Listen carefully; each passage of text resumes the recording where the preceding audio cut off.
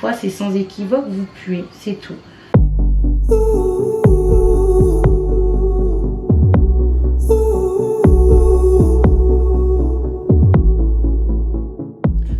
J'espère que vous allez bien et bienvenue pour une nouvelle vidéo face cam. Ça sera une sorte de girl talk où je vais blablater sur un sujet. Donc aujourd'hui on va pas parler de relations, on va pas parler d'amour, on va pas parler de développement personnel, mais on va parler d'entretien de sa personne. Il y a quelques jours je vous ai posté une vidéo routine hygiène pour vous montrer un petit peu comment je prends soin de moi niveau hygiène de manière simple et très peu coûteuse, sans aller chercher des produits ou des outils farfelus. Et donc aujourd'hui je vous reviens avec la vidéo face cam pour vous donner des conseils. Alors attention, la modération de cette vidéo sera extrême, dans le sens où il faut savoir que il y a beaucoup de moqueries sur les réseaux sociaux, que ce soit comment les gens se maquillent, mais également par rapport à l'hygiène, quand il y a des personnes qui ont des odeurs fortes ou qui peuvent puer entre guillemets. Je sais très bien, dans le sens où il y a quelques années je vous avais proposé justement de vous parler d'hygiène, de vous montrer ma routine hygiène, surtout que j'ai eu des antécédents étant donné que je fais ou j'ai fait de l'acide urique. Je suis quelqu'un qui transpire quand même pas mal, même si j'ai appris à vivre avec, et ça va à présent. Et quand j'ai proposé l'idée, on s'est moqué de moi en mode Aïka, tu crois qu'on sait pas se laver, tu penses qu'on est des coucounes senties. Étant donné que je sais qu'il y a des mauvaises langues qui pensent qu'elles sont plus propres que les autres, je vais modérer cette vidéo à fond. Dans cette vidéo et de manière générale sur cette chaîne, même si on a des avis, on est là pour s'édifier, pour s'aider, pour partager des astuces, et non pour en fait se rabaisser les unes les autres, parce qu'il faut savoir que sur cette chaîne il y a quand même pas mal de femmes qui me suivent. Et en même temps je vais me préparer parce que j'ai des petites choses à faire. Je dois sortir. Dans un premier temps je vais faire mes sourcils hors caméra et je vous reprends. C'est bon, j'ai commencé à faire mes sourcils, donc on peut commencer. Donc premier conseil concernant l'hygiène, on va parler un petit peu de l'aspect médical et intime.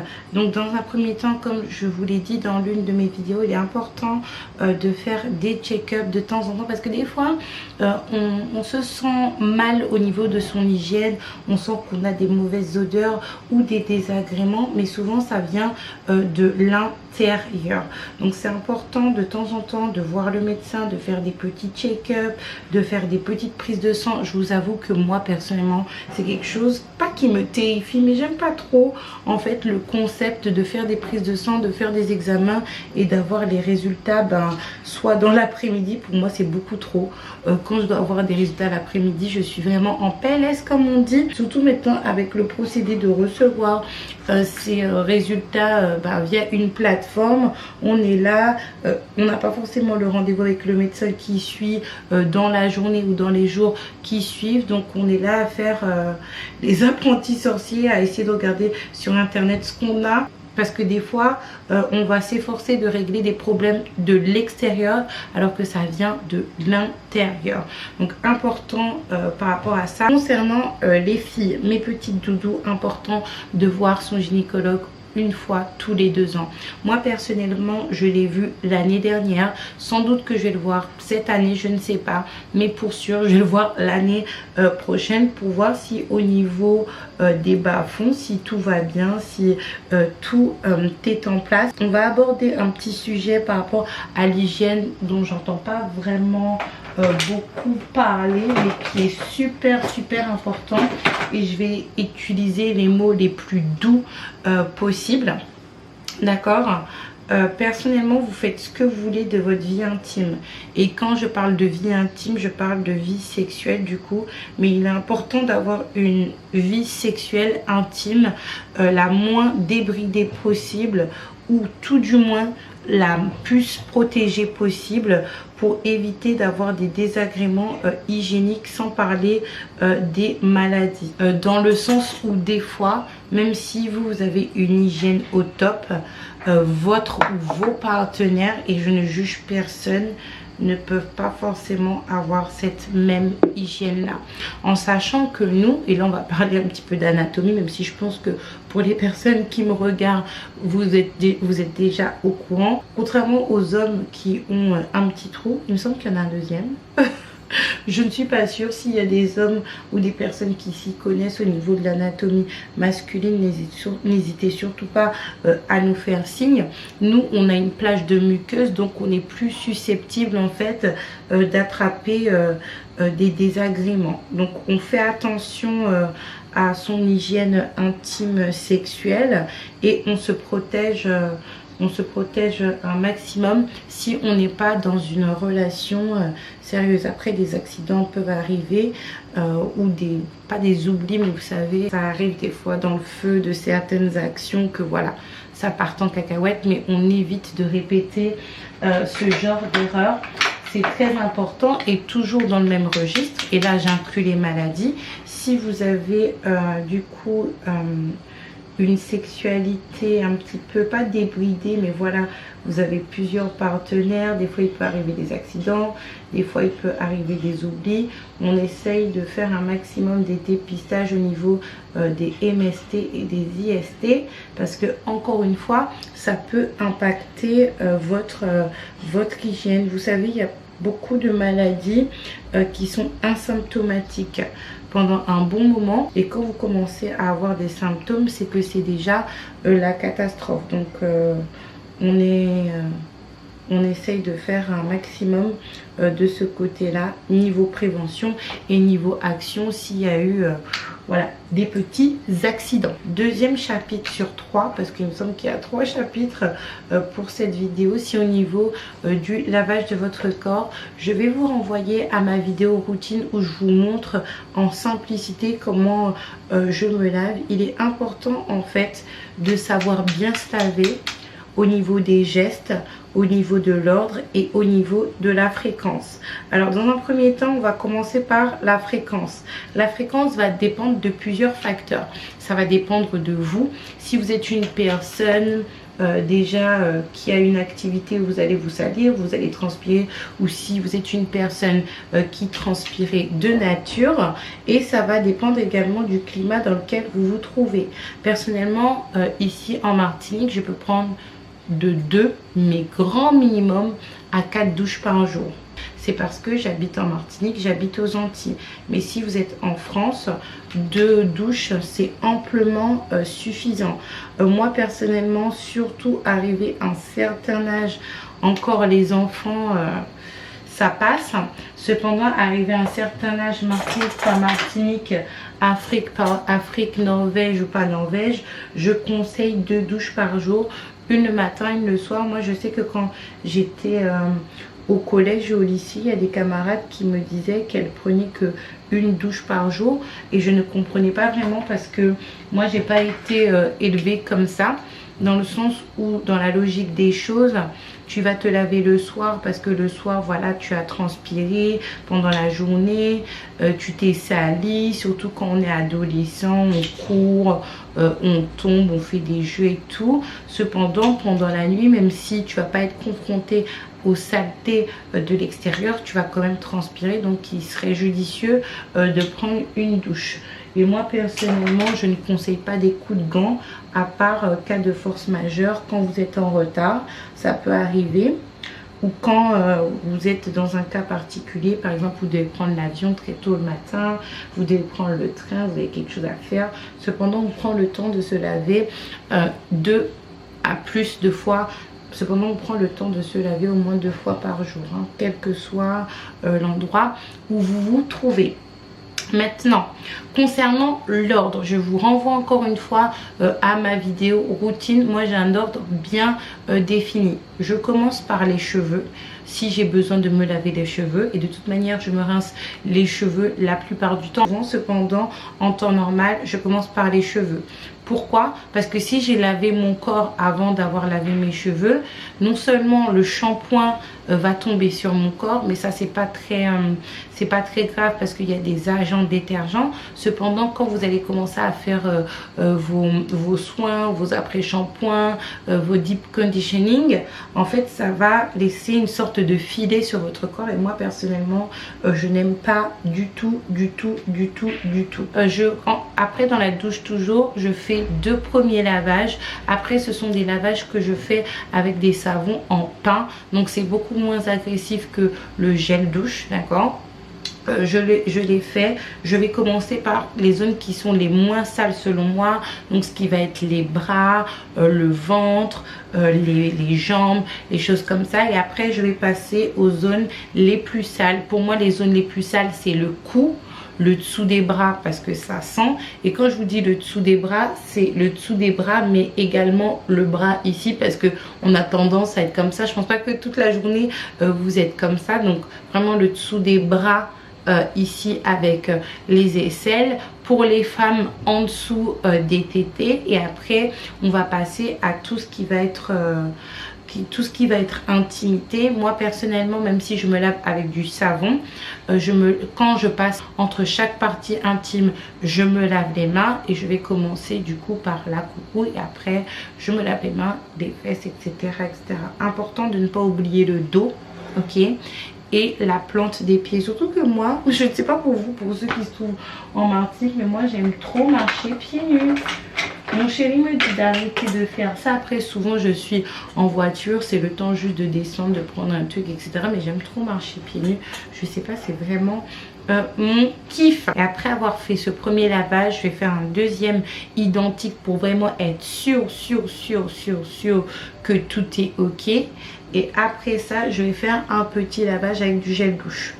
Alors pour moi le gel douche c'est pas vraiment une étape qui est nécessaire, c'est juste qu'il y a des gels douche en fait qui va vous laisser une petite odeur, et moi j'aime vraiment beaucoup, mais l'étape du gel douche n'est pas nécessaire, surtout que d'un gel douche à un autre ça peut aller avec votre peau ou pas. C'est un petit peu comme le parfum. Moi je sais que au niveau de mon corps il y a des gels douche qui sentent beaucoup moins, d'autres qui sentent beaucoup plus fort, d'autres qui vont aller à certaines personnes, donc c'est vraiment à vous. Cependant l'étape gel douche n'est pas nécessaire.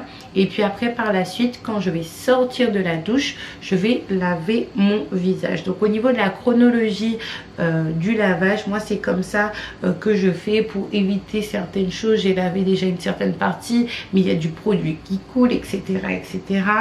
Voilà. Au niveau de l'eau, moi personnellement, quand je me savonne, j'utilise de l'eau tiède, et je fais après un dernier rinçage à froid. Parce que j'aime bien pour raffermir ma peau, surtout que cette année je vais attraper 29 ans, je sais pas si vous en rendez compte. Donc au niveau de la chronologie du lavage, moi c'est comme ça que je fais. N'hésitez surtout pas à me dire en commentaire ce que vous faites, ça me donnera peut-être des idées pour améliorer mon hygiène, parce qu'il faut savoir que c'est pas quelque chose qui est fixe, c'est un petit peu comme une routine make-up en fait.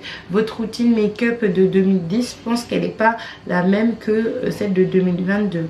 On évolue, on trouve des astuces, et surtout un point que je vais énumérer plus tard, que je ne vais pas dire maintenant. C'est important d'utiliser les bons gestes, d'accord, parce que si vous vous lavez, que ce soit avec un savon en pain, gel douche, gel sur gras, tout ce que vous voulez, si vous n'avez pas les bons gestes, et ben ça va ne rien faire, ou peut-être sur le coup, voilà, vous vous sentirez un petit peu plus frais ou fraîche. Cependant pendant la journée ça sera un petit peu compliqué. Donc quand on se lave, on est vraiment assez vigoureux. Si vous vous lavez à la main, parce que lors de ma vidéo routine je vous ai montré à la main, mais j'ai des fleurs à la maison, on est assez vigoureux au niveau des gestes. On frotte bien, on savonne bien, comme je vous ai dit plusieurs fois, si possible. Après on fait attention à ne pas trop agresser sa peau non plus, c'est très important ça. D'accord, si on a besoin d'écarter certaines parties, on écarte certaines parties pour des raisons évidentes, et surtout pour éviter des réflexions très déplaisantes de la part de certaines. Je ne vous ai pas montré, mais quand on se lave par exemple l'intimité avant, pour la femme, moi personnellement je préconise la position de squat sans faire de douche vaginale s'il vous plaît, parce que les douches vaginales ce n'est pas forcément bon. Pareil pour l'intimité arrière, on ouvre bien, surtout si on a voilà des fesses comme Aïka, on ouvre bien, parce que si vous n'ouvrez pas bien, après il peut vous arriver des petites choses. Petit stop, parce qu'on parle de l'arrière de l'intimité. Moi personnellement je préconise, quand on va aux toilettes et qu'on fait la grosse commission, d'utiliser, si vous voulez, du papier toilette, mais un rinçage à l'eau. Il n'y a pas besoin de commencer à mettre du savon, d'utiliser des lingettes, des savons intimes, des choses comme ça, parce que attention au savon, que ça soit au niveau de la peau, mais également de l'intimité, parce qu'il y a des agents qui sont détergents. Cependant, quand vous faites la grosse commission, n'hésitez surtout pas, voilà, à passer un petit jet et après à bien tapoter avec soit du papier toilette ou soit une serviette qui sera uniquement réservée à cet effet, parce que des fois il peut avoir des petits résidus qui sont très désagréables, d'accord, et que vous allez trouver au fond de votre culotte. Et je me moque de personne. Donc on reprend ce qu'on était en train de dire par rapport au lavage. On fait les bons gestes. Par rapport au-dessous des bras, vraiment on frotte de manière assez vigoureuse. Également au niveau du dos, il faut savoir que le dos c'est quelque chose qu'on va oublier de laver, mais c'est tellement pas pratique de laver son dos, surtout si on n'a pas un doudou, une chérie, c'est un petit peu compliqué. Donc on frotte vigoureusement, surtout si on ne le fait pas tous les jours de manière assez vigoureuse, et si on n'a pas tout ce qui va être accessoire. Attention aux accessoires, comme je vous disais par rapport au savon. Oui, on frotte de manière vigoureuse, mais moins vigoureusement que si on le faisait à la main, parce que l'important c'est de bien se laver et pas forcément de se décharner la peau. Dernière chose que j'aimerais préciser au niveau du lavage, parce que là j'ai parlé du corps, mais une hygiène bucco-dentaire aussi c'est important, parce que non seulement les mauvaises haleines c'est désagréable pour vous, pour les autres, mais ça peut créer des maladies, et des maladies que vous ne pouvez pas soupçonner. Par exemple, des femmes qui ont des problèmes d'hygiène bucco-dentaire sont plus susceptibles par la suite de développer des cancers du sein qu'une femme qui va avoir une hygiène bucco-dentaire correcte. Donc c'est important de se brosser les dents au moins 2 fois par jour après chaque repas si vous le souhaitez, mais si vous le faites ainsi, attention, attention, attention, parce que tout excès nuit. Finir avec ce chapitre lavage, comme vous avez pu le voir dans ma vidéo routine. De toute manière, je vous renvoie à cette vidéo routine.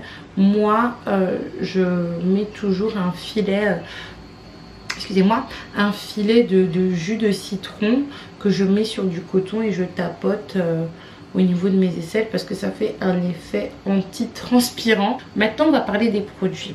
Moi il faut savoir que je suis une produit addict, notamment par rapport aux cheveux et avant par rapport au maquillage. Cependant, concernant l'hygiène et même le maquillage, je vous conseille d'aller au plus simple, au plus accessible et qui va avec vous. Pourquoi au plus simple? Tout simplement parce que si vous commencez à acheter tout un tas de produits, vous allez vous ruiner et vous n'allez pas être forcément plus propre. Tout simplement. Ok, et vous allez être surtout dans une confusion de vous dire finalement j'ai une bonne hygiène, mais qu'est-ce qui marche vraiment avec moi? Et ça c'est quelque chose qui est notable quand vous êtes une produit addict au niveau des cheveux. Certes vous avez des beaux cheveux, vos cheveux voilà ils vont bien, cependant vous ne savez pas vraiment ce qui marche avec vos cheveux parce que vous utilisez tellement de produits. Moi personnellement, savon en pain, gel douche, citron, déo, ma brume, c'est terminé. Je n'ai pas plus que ça. Il n'y a pas besoin d'avoir plus que ça. En tout cas, moi, c'est ce que je vous conseille. Cependant, on prend des produits qui vont avec soi. Dans le sens où il y a des produits qui vont aller avec les autres, mais pas avec vous. D'accord? Moi, personnellement, la vanille ne va pas avec moi. Ça me donne une très mauvaise odeur. Je l'avoue, je l'admets. Le seul vraiment déodorant que je sais voilà qui va avec moi, c'est celui-là. C'est celui-là que je mets. Après vous allez me dire oui mais Aïka il n'est pas forcément top et tout niveau composition. Dans la vie vous faites des choses dans votre vie quotidienne qui ne sont pas forcément top. Donc je me dis bon c'est juste ça et ça me permet au moins d'avoir une bonne hygiène selon moi avec mon corps. On fait une mise à jour au niveau des produits. Parce que des fois la vie fait que à force d'avoir utilisé un produit, au lieu d'avoir l'effet escompté, ça va avoir l'effet contraire. ou plutôt ou peut-être des changements hormonaux qui vont faire que votre corps va réagir différemment, pardon. Donc on fait des mises à jour au niveau de sa liste de produits si possible quand c'est nécessaire. Dernier chapitre, et je suis super contente parce que j'ai pratiquement fini mon maquillage, je suis pratiquement synchro aujourd'hui, c'est au niveau des textiles, des vêtements. Il faut savoir que vous devez connaître votre corps, c'est super important, je vous ai déjà dit ça dans une autre vidéo, je ne vais pas le répéter, et qu'il y a certaines peaux qui réagissent mal à certains textiles.